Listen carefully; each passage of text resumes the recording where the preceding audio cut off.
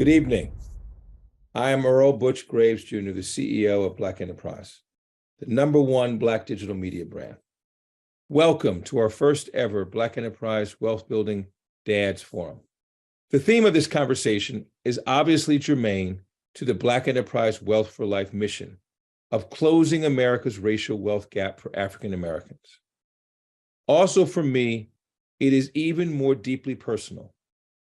My father and greatest hero, and Black Enterprise founder Earl Graves Sr., was a business leader and entrepreneur par excellence. My father took it upon himself to see that his children gained the financial education that his parents could not give him. Let's be clear. Black men in general, and Black fathers in particular, are indispensable to our mission of building the net worth of Black families and the collective wealth of Black Americans. Wealth is built from generation to generation. If it is not multi-generational, it's not wealth. As with all Black Enterprise events, today's Wealth Building's Dads Forum is about solutions that will move us forward, enriching and empowering our families and communities. Now, let's get started.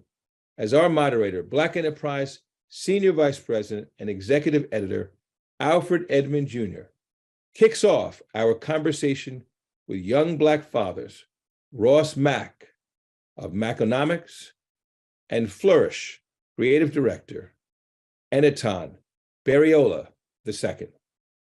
Also, let me be the first to wish everyone a happy Father's Day. This program is provided for educational and informational purposes only. It is not intended to be, nor should it be construed as investment, insurance, financial, tax, or legal advice. Please consult with your own advisors for such advice. Hello and welcome to the first ever Black Enterprise Wealth Building Dads Forum. I am Alfred Edmond Jr., Senior Vice President and Executive Editor at Black Enterprise, and more importantly, a father and a grandfather. And I'm really excited about being here with you for this powerful conversation where we will center Black fathers and Black fatherhood on conversations about money and wealth creation in Black families and communities. A very, very important conversation. And we have two more great Black fathers in the room. Please welcome Ross Mack, a financial literacy champion, host and producer of Mackonomics on Revolt TV, and Enitan Berriola II, the creative director and co-founder of Flourish. But again, the most important title, my favorite title, by the way, is that you're both dads, and I'm daddy too. And listen, guys, I gotta let you know, I say this all the time, daddy is the favorite word I want to hear. Like, even when I know that one comes after it is going to be bad. Like, you know, and my children are all adults, so I've seen it all. Like, but even when I know what's going to come after daddy is not going to make me feel good, the word daddy, when they call me daddy, it just makes me feel so good. Talk to me, let's start with you, Ross, and about your journey as a father, and what that means to you to be a father. One, thanks for having me, Alfred. Being a dad is, it's a blessing. It's a dream come true, right? You have the ability to bring a new life into this world, but you also have the ability to leave a legacy. And that's really the thing that I've been most focused on, is being in a position to, one, give my kids the opportunities that I didn't have, and also teach them the things that I wish I always knew at their age and just in general growing up and navigating through this world. How many children do you have and how old are they? I have two and a possible. I feel like a spade. No, I have two and one in the oven. So I'm literally getting ready to have 3 under 3. My oldest is 2 and some change. My son is 1. So my daughter is the oldest one.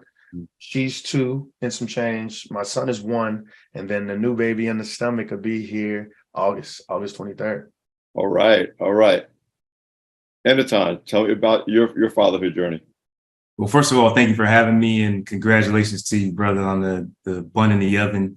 It's funny when you mentioned daddy. Like, my dad, Nigerian man, he wouldn't even respond to us if we dare call him dad. He would say, my name is Daddy, even up until I was a grown man. And it's funny, I'm kind of the same way with my kids. I have a 3-year-old daughter, Ava, just turned 3, and a 7-year-old son, Miles. And for me, parenthood is a privilege. I really look at it like a mirror. It's like the only escape that I can't do. When you have friendships and other relationships, you can kind of wiggle your way out of those. But with a kid, they reflect the reality of who you are. So when it comes to my personal growth, I leverage my wife, my marriage, and my ability as a father to actually grow, right? So when I see my child acting like a 3-year-old as she's supposed to, instead of internalizing that, and I do get upset and get frustrated, but I also use it as an opportunity to develop myself. So I see it as this really symbiotic relationship where everyone has an opportunity to grow and essentially make each other better. I'm obviously a generation ahead of you both. My grandson just turned 2. My son is a father himself now. And since my grandson was born in June, Father's Day and his birthday kind of rolled close to each other. And it really does bring home, Ross used the word legacy. Legacy is usually laid as the responsibility of the father. Both fathers and mothers are obviously important, but the legacy is tied to the father for a variety of reasons, culturally and otherwise, in terms of tradition. And that legacy conversation, which ties very much to where we go in terms of wealth creation in the Black community, it really comes home when you're sitting there with your son, who hopefully learned something from you, and now he has a son, and you're looking to pass that on. A big part of all parenting, regardless of your background and your culture, is that you want your kids to know more and do better than you did, and what your parents are able to do for you. So, talk to me, Anatan, about what does that mean for you when you look at the multi-generational aspects, what you were able to get from your parents and your father in particular, and then what you strive to give to your children. It's funny, growing up, when I turned on the light switch, I didn't know that it was connected to a bill that you had to pay. I thought you turn on a light and it just comes on. I didn't have the concept of money in that way. So there were gaps, certainly. I think that I grew up in a time, especially with my father being Nigerian, where it's kind of like be a kid, this is grown folks business. But, this week has been interesting. There have been a bunch of business conversations that my son has been a part of because, post-pandemic, kids are home and kids are at school now. So I've been on the phone having these conversations, and my son's been observing and listening and eavesdropping. And I've had to explain some things to him that I was challenged to explain because it was never explained to me. And I had to kind of dilute the message and bring it down to a child's level. But I think the beauty of it is that, he's surrounded by these opportunities, right? Like, I didn't have these opportunities to have conversations with my parents about money. I didn't know how to balance a checkbook. We might have learned that in the 3rd grade with pizza diagrams and such, but there was nothing that was substantial in terms of my financial education. So I'm catching up now, but I have the opportunity as I catch up and as I learn to also teach my son. So my son sits in on these business meetings. He's asking me questions. He's learning in real time, and I think he's going to be a lot further ahead of as a result. Ross, you lean into this idea as a financial literacy champion, and your kids are young, again, younger than even Anaton's. But, you already know this. I'm a big fan of you on Instagram and the conversations you have with your kids in the backseat, talking about, money topics and financial topics. And, people would say, oh, that's too young to start. And I always say it's never too young to start. I started with my kids when I said, as soon as they know how to count and ask for things, it's time to start. And that could be as early as 2 or 3 years old. But talk to me about your experience and what moved you to make this conversation about money as a father, engaging your kids about that even at this early age. One, thank you for being a fan of me. Thank you for engaging with the content. And I talked to you about this a while ago. I look at financial literacy as its own language, right? And so therefore, the earlier you learn how to speak it, the more likely you'll become fluent in it. And so me talking to my kids about entitlement and how to get and attain good credit and buying a house and literally anything that a normal adult should talk about, I'm planting this in the back of their mind. It's going to be subconscious. And for them, they're going to start understanding these topics, right? Right now, just as if I was only speaking Spanish to my kids, they will probably become fluent in that. As I'm talking money, which I would argue is, the language of the world, I just want my kids to truly be fluent in it. And when we talk about making kids, right, obviously we're passing down genes, passing down our looks. Oh, you look like your grandfather on your mother's side, this, that, and the third. But we also have the unfortunate ability of passing down bad habits. So for me, a lot of this stuff is subconscious. So if I grew up, seeing my parents, maybe struggle or maybe avoiding a call from a bill collector, that's subconscious. Like I remember growing up watching BET Comic View and everybody make a joke about avoiding a bill collector. And so like that was in our culture, right? And now if I grow up talking about stocks for my kids, that's going to be second nature, right? If I grow up and I went like going to the barbershop, everybody's talking about, was this Michael Jordan or Allen Iverson, whoever, right? It's the same thing. If I'm telling my kids about, like this morning, we talked about Tesla. And so she don't know what a Tesla is. She can't point it out. But in 3 years, she'll understand what Tesla is. She'll understand the powerhouse behind it. And so I think that at the end of the day, it's just really getting my kids accustomed to knowing different financial topics that at one point will just become second nature to them. One of the things we want to come out of this conversation is that for Black fathers who are leaning into this already, we want to encourage them to keep doing it. We also want to inspire and encourage Black fathers and Black parents in general who aren't leaning into it, maybe because they're not confident about the subject matter, maybe because they didn't get it from their parents, to say, start where you are. And I'm the first to admit, yet now I'm a, award-winning, veteran financial journalist. I get to talk to guys like you all the time. The experts in the space, and have been doing that for now, over 35 years. But when you talk about learning how to balance your checkbook when you did, Anton, I literally didn't learn how to balance a checkbook until I was in my 20s. I mean, I was out of college, because one of the challenges that a lot of Black families have is that your parents can't teach you what they didn't know. And for my generation, my mother, what I did know really well in terms of managing money was budgeting and saving. My mother she was no joke when it came to, we're gonna make sure that we have what we need. We're gonna make sure that nothing's wasted. And so that aspect, and we'll talk some more about, really making what are the savings habits in the family, what are the budgeting habits in the family, and passing that on to our kids. But some other aspects of financial management and money management, our parents are trying to put us in a position to learn things that they didn't know. And I've seen two great stories. Either there's people that says, my dad really made sure that we understood this stuff. And there were others that said, the best my parents could do is put me in position to learn it from other places. But my thing is, either way, we want to encourage everybody listening that, like you said, anytime, sometimes we're going to be learning as our kids are learning. And that we really want to encourage Black fathers in this conversation to start where you are and do what you can do. So why don't you talk to me a little bit about what I think of as the untapped ROI of getting and supporting Black fathers in having these conversations within their families, with their kids, even if they don't, come from a background of talking about the stock market around the kitchen table, or their parents didn't. Like my mother did not have that background. But we do want to encourage Black fathers to start where they are. And the advantage that we have now is there's access to way more information than our parents and their parents had. Yeah, I think, first of all, culture is finally at a time where we actually want what we need. A lot of times we need what we want.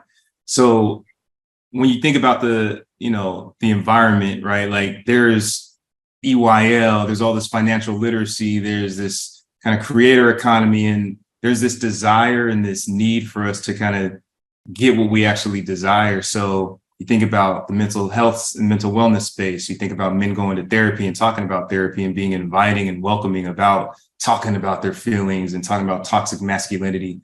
So I think times have shifted and there is space for men to have these conversations. Men are getting together and having forums and having conversations amongst each other like this. So the desire is there. Now the need has to be met. And there are a ton of resources out there. But I think a lot of times, as you mentioned, we're afraid, like there still is this thing in us that, is prideful and ashamed that we don't know what we should know. And there's nothing wrong. I think one of our greatest superpowers is admitting what we don't know and being willing to learn and being open to learn. So I think that first we have to be forthcoming and admit what we don't know and what we desire. And then two, make sure that we identify those around us that can help us in those spaces, right? Like this conversation is super necessary. There's a ton of resources out there, but a lot of times things sound so convoluted and, you don't know where to begin in the conversation. So myself, I have a mentor, I have plenty of mentors, but I'm not afraid to ask those questions. A lot of times we actually have those resources in our phone, in our backyard. We can call the people, we can reach out, but it's this pride within us. So I think the first thing is acknowledging within yourself that you don't know and having the ability to ask and, not being afraid to ask. And then actually following the steps because some of this stuff is convoluted and it's like, oh, I got to, pay myself and, get a loan against myself and pay it just to get some better credit. But, don't be so prideful that you're not willing to take the steps that will get you in the position. Because I always look at it like, eventually a doctor has to go to medical school. They have to, commit all this time to the process. But then years down the line, they become that doctor, right? Like time is always going to happen. It's always going to occur. What are you going to do in between that time, right? What are you going to do? Are you going to wait it out or will you join the process and learning? So I think, the information is there. It's just a matter of us being vulnerable and admitting that we need it. One of the things that makes the timeliness of this conversation poignant for me is I've been in the financial education game, if you will, in terms of my time at Black Enterprise a long time. And for a long time, the conversation was not, Black men in general were not central to this conversation. You look at whether you talk about the Suze Ormans of the world, or now we have people like Tiffany the Budgetnista and Lynette Califani Cox and others. But I remember for a long time, there might have been like one or two Black men in every generation of these financial literacy champions, as Ross Mack is. And now you do have the EYL, the Earn Your Leisure. You have a Ross Mack. What have you seen in terms of your emergence as a voice in this space? Well, if you look at the root issue, right, for the most part, most people shy away from the things that they don't know, right? There's a level of being self-conscious about something. And as a result, we tend not to talk about it. People will be more comfortable talking about which athlete they think is the best or their experience with women in the past before they want to talk about credit scores. And what we're seeing now, I think, it was a gift and a curse with COVID, but people being forced to be in their homes, that allowed them to now say, okay, let's reevaluate. Let's see what I'm going to spend my time on. And as a result, more people spent time on social media.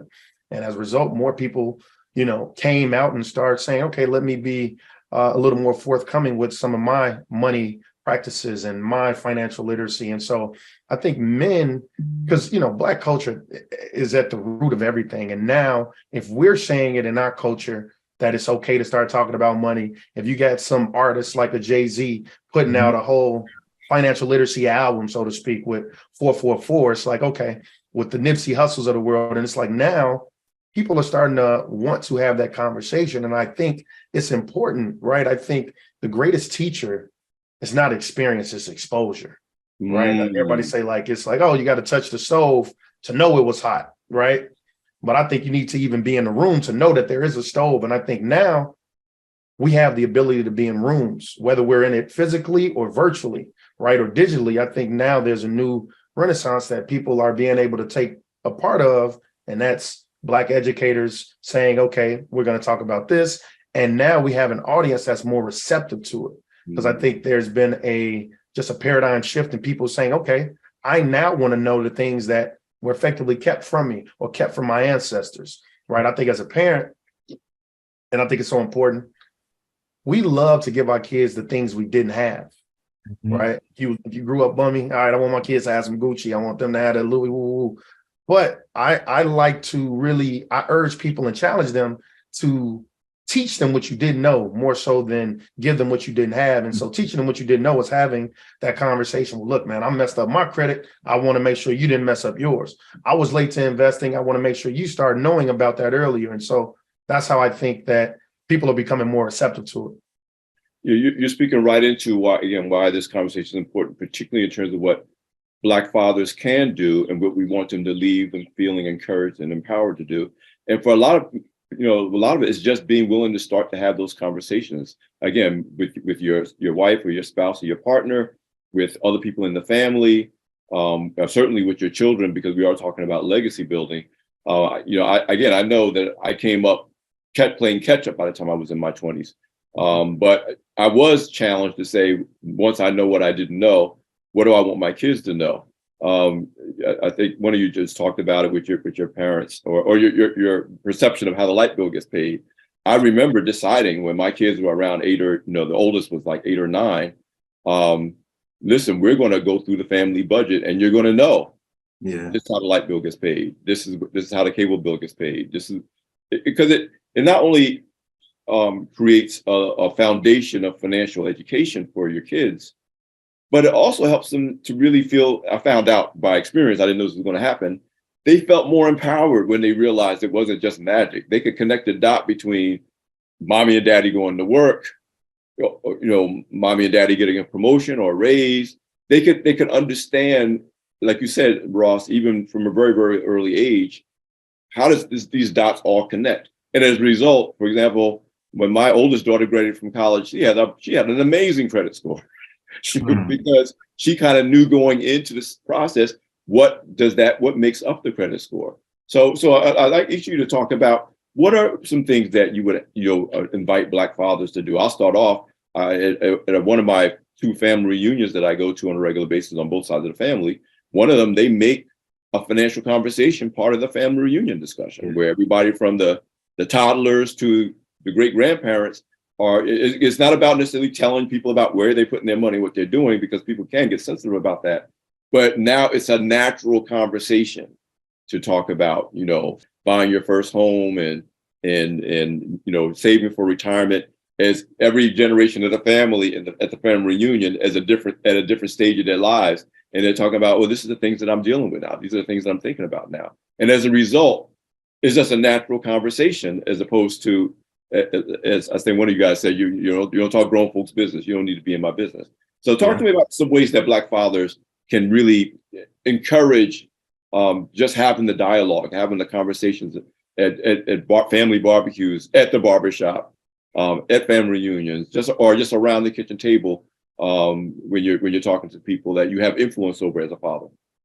Yeah, I mean, I think getting activated, like just being involved and being intentional, right? I mean, there's several apps and websites, and there's different programs that involve kids. I think that you mentioned your daughter having good credit when she graduated. There's adding your child as an authorized user on your card to increase their credit score, so that by the time they are able to use credit and know what it is, that it's already established, and just allowing them to get inside of the process. When we go to the grocery store, I'll give my daughter the debt, because they don't understand the process. They think that this stuff just comes. They don't know that, like my wife is always saying, mommy works, daddy works in order for you to have this thing that you keep on asking us to give you.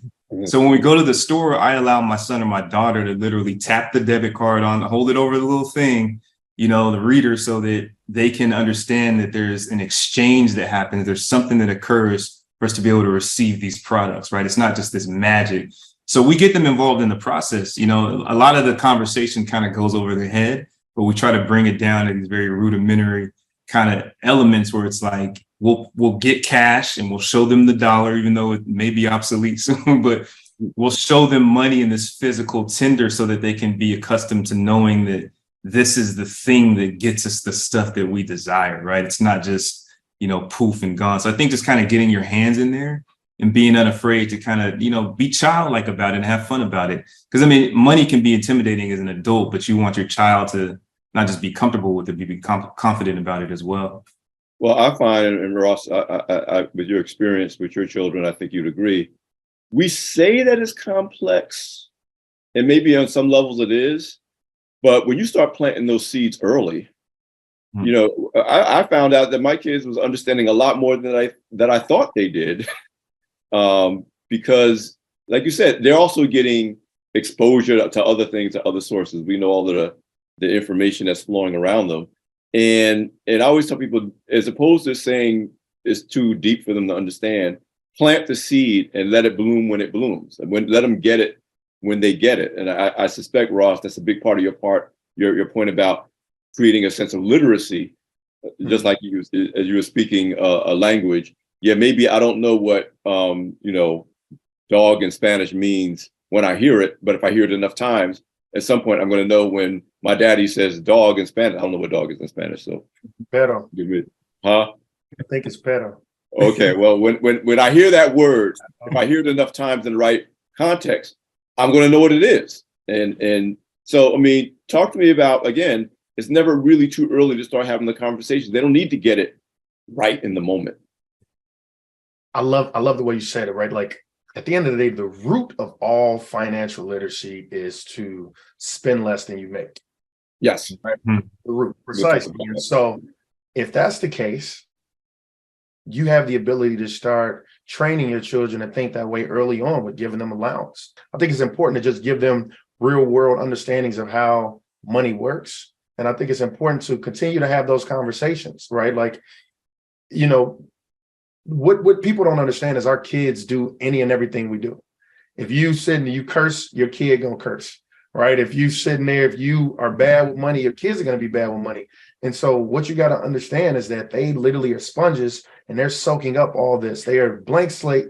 The moment you start training them on something, they will be able to retain that information. And I think that having those conversations early, but teaching them pretty early on is going to be great for our culture. But I think it's also going to, show well for what your kids are going to grow into, right? Oh, they're going to know, they're going to be able to inherit good credit, being added as an accredited, being added as an authorized user, or just having the knowledge, getting them that prepaid credit card so they start figuring that out, but also teaching them how to budget early. I think just having a conversation, everything starts with having the conversation.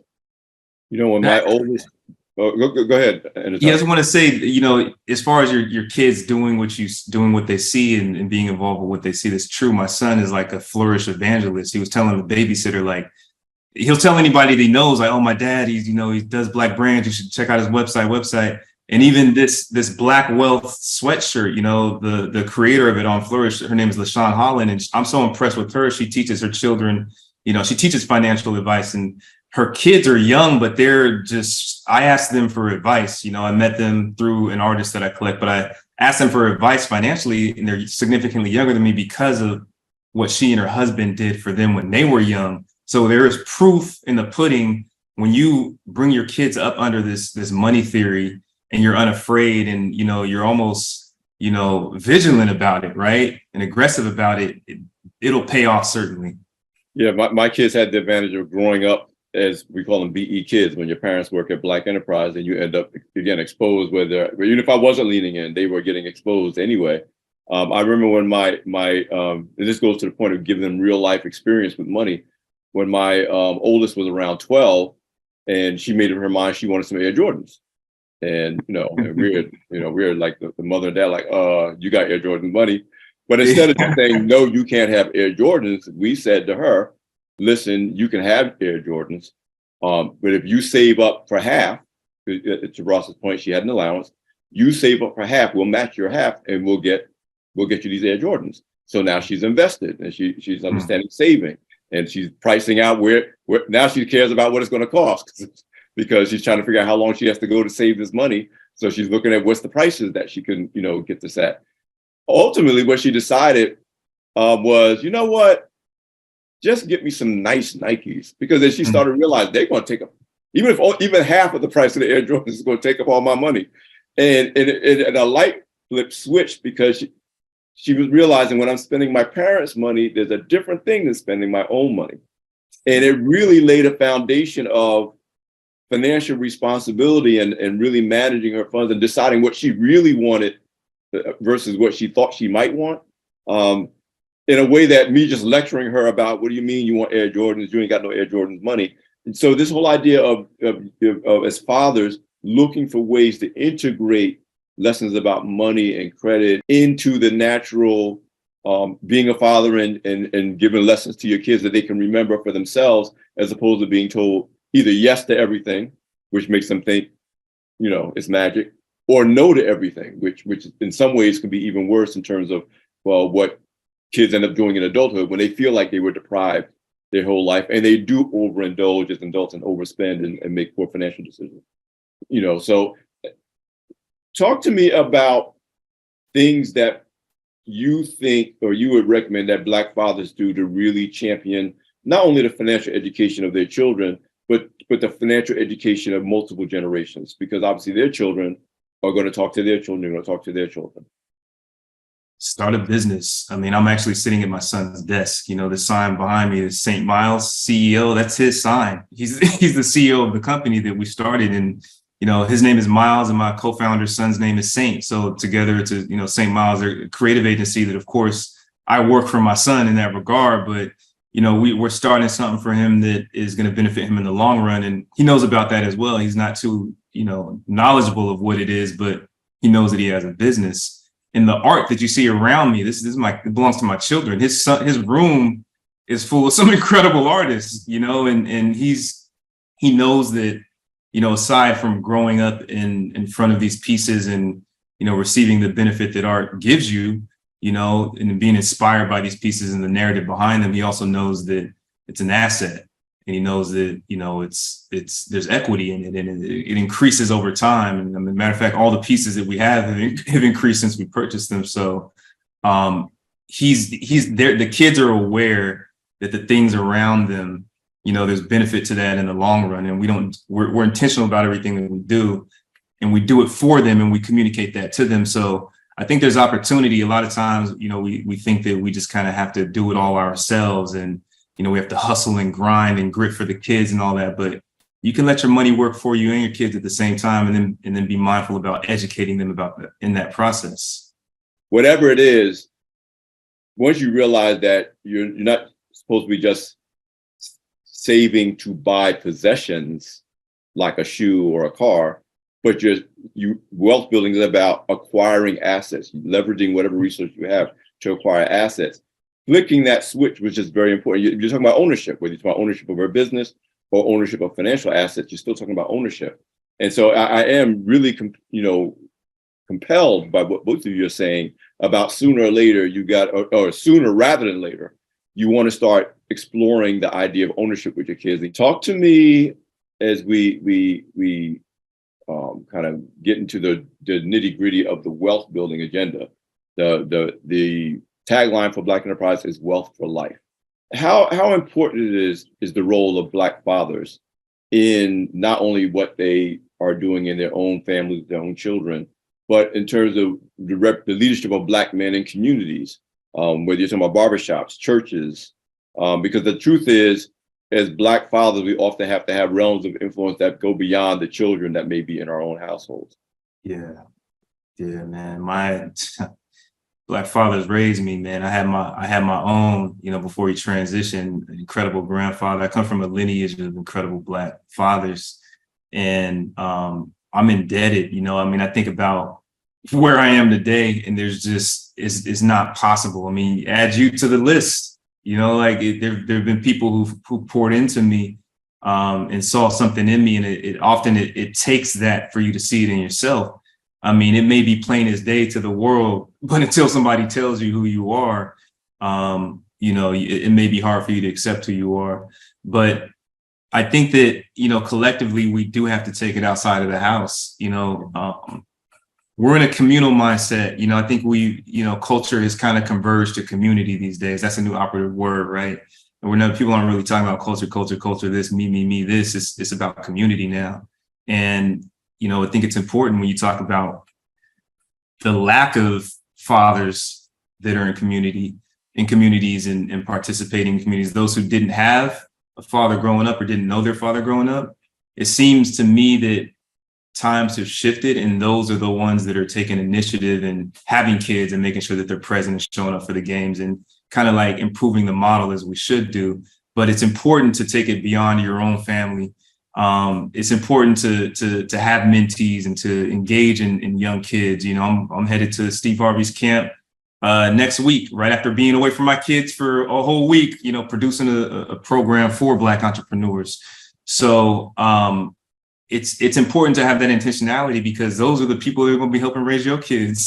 So you might want to get out there and support them, whether it's the barbershop, whether it's while you're cutting hair, you're pouring into them, whether it's you making a point to like step outside of the audience at your son or daughter's sports game and say, you know what, let me coach. I don't have any, experience, but let me just get in there so I can pour into these kids in a way where I meet them where they are. So it's important. It's a community thing. We've always been tribal.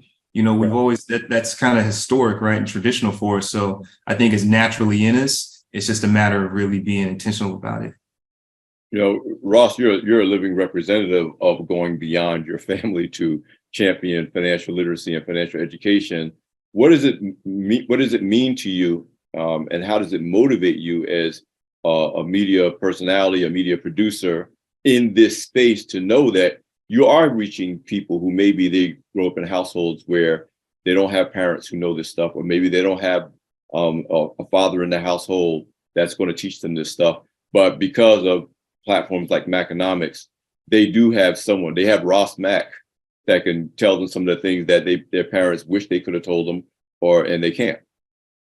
It's a great honor, and I definitely look at it as a big responsibility to be a credible source that people can utilize to pick up some of the intentional efforts that were kept from us, right? Wealth was obviously intentionally kept from us as a community. And so now, right, and access to information was also a thing that was effectively kept from us. And now we everything has been democratized. So me being a person that saying, hey, let's use your cell phone to only get smarter about this. Let's talk about why you and your family need life insurance. Let's talk about why you need these college savings accounts. Let's talk about how you improve credit scores, and all these things I find near and dear to helping our community get further and further along, right? I remember Black Enterprise put out an article not that long ago where it was saying by the year 2053, the median net worth of the Black family is going to fall to zero. And so I take it amongst myself, and there are obviously other people in the community, to say that should never happen, right?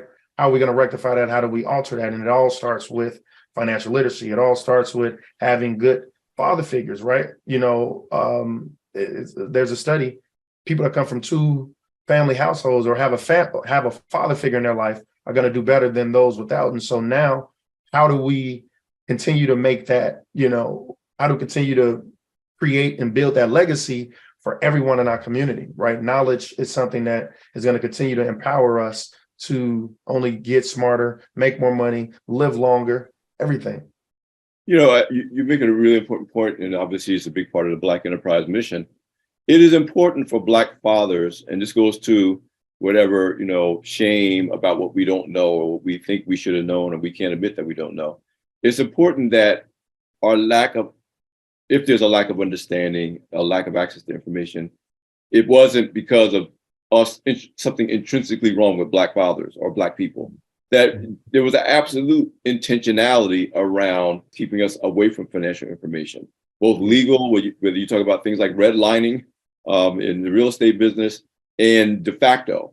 And a lot of times we approach, especially I think people who are, I'll say the newly educated, if you will, maybe you're the first generation of your family to go to college and get an advanced degree, and you feel like you should know this stuff because all your peers at your job know this stuff, or all your peers who have the same degrees and same level of education know this stuff. But it's important for Black fathers, whatever your family and economic educational background, to understand that we're not in this position of needing this because of some deficit on our part, that the same way there was an intentionality about why our parents didn't know this stuff, we're just saying we need to have an intentionality of making sure that our children do. And so when, Josh, you're making that point very strongly. And I also want to go back to that point, what one of you said, and it's not like you to jump on this, about the importance of exposure. The importance, for example, in addition to, making sure my kids understood bills and how they were paid, I would bring them to work. And as much as you can, whether it's your job or your business, and it doesn't matter whether your job is as a barber or as a nurse or as an entrepreneur, as a media personality, helping them to connect the dots for how money is made and how it's managed. It just empowers them in such a way, as opposed to, you don't need to know that, I'm just going to get you what you need, and don't worry about that. So talk to me about, again, this idea that if Black fathers do nothing else, we can expose them to the path that we're on, our own money journey, how we make it, what we decide to do with it, why we paid for this and didn't pay for that. Talk to me about the whole exposure thing, because I think every Black father can take that away from this conversation. 1000%, because if you have nothing, you have that, right? And I think, I look at the way I was raised and I was surrounded by possibilities, and it's the same way with our kids, they're surrounded by possibilities. My son is wildly talented, he's super creative. He's just a brilliant kid. And we entertain the possibilities, right? Like, he's playing music, he's trying to DJ, he's painting, he's like into math, he wants to play football, basketball, he's the fastest out there. And we're literally allowing him to do all of these things because at some point, he's gonna prove to be good at something, right? I mean, I have a cousin who I used to see in the room, just, he'd be spray painting, and then the next week he's skateboarding, and then his uncle, my uncle, his father would just entertain all of it. And I'd sit back and watch, like, man, why are you, paying for him to do all this stuff? And the next week he's throwing it away. But I remember one time he was sitting in the room just doing Fruity Loops, just on it, on it, on it. And then he really got into music. And today he's an incredible artist, with a vivid, incredible career. And it's really about, taking what you have, seeing what your kids naturally gravitate to, and giving them that access and exposure. Like, the reason why I go out there and I toil and I hustle, so to speak, right? I mean, now we've gone from hustle to harvest, but I work for them, to give them and create access. The reason why I'm, extending my network and developing relationships is so that those relationships are now their relationships. My father has thrown the water on the ground to provide, and my mother and my entire family wet ground for me to flourish on, right? And left that behind as a legacy. And that's what we're attempting to do as well. And know that that's always in your back pocket. If you have nothing else, you have the ability to take them along, to give them access to entertain what they're naturally interested in.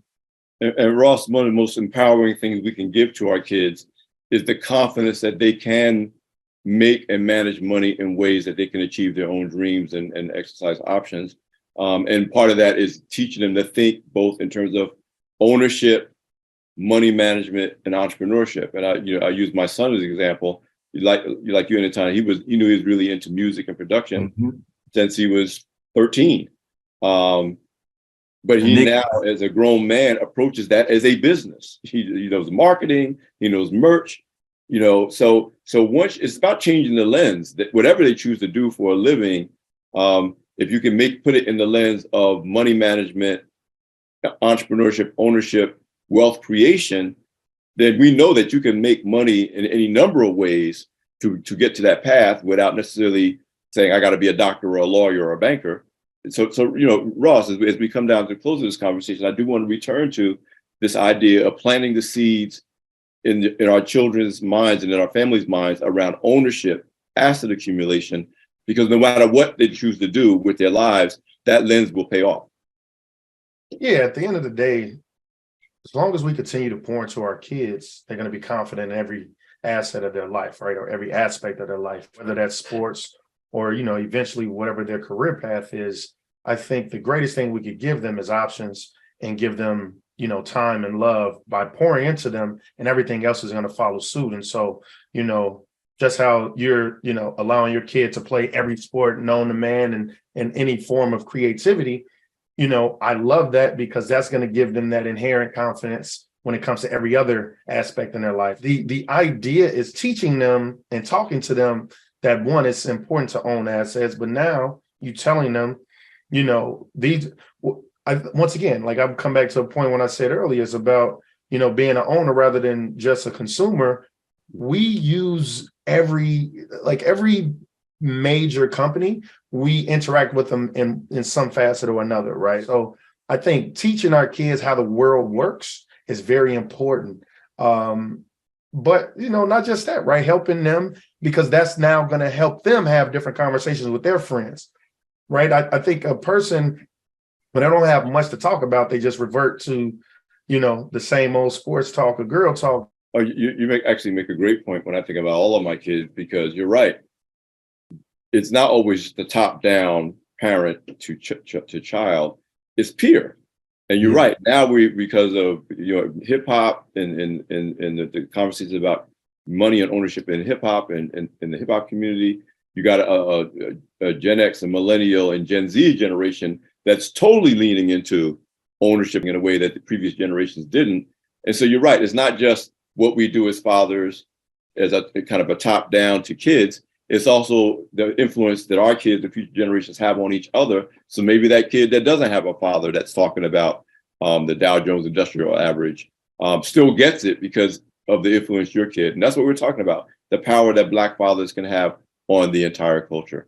Yeah, and make it fun. Like my son is always listening to that Jay-Z Pharrell Entrepreneur song. We put it on repeat, just playing that video so he could get into it. So make it fun for them and also, just pour into them. When people say, oh, your son's so fast, he's great at this sport, he's great at that. Is he going to be a player for the Jags? Is he going to play? It's like, no, he's going to own the team. I mean, he might play if he wants, but he's also in position to own the team. That's what we're teaching them. And they look at me like, oh, I'm like, yeah. And I want him to hear that so that, it's reiterated, right? That narrative is reiterated that ownership is important. And the last thing I want to add is to be mindful as we are learning about, financial literacy, to just be mindful about, those who may be predatory in the space, because there's a rise of information and, you don't want to end up getting scammed on Instagram. Right. All right. No doubt. No doubt. Listen, guys, man, I could keep this conversation going. Let me say to you right now, happy Father's Day.